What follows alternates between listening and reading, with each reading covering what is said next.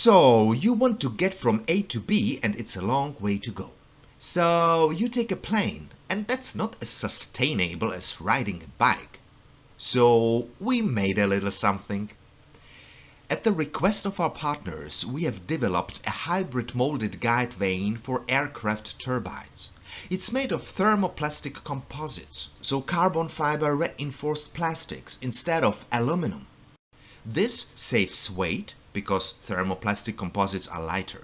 It offers at least the same mechanical performance, but often improves it when it comes to strength, stiffness and others, and this saves fuel, reduces carbon emissions and even increases the range. So you could travel from A to B to C and have a smaller carbon footprint.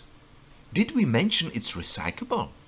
Together we keep things rolling.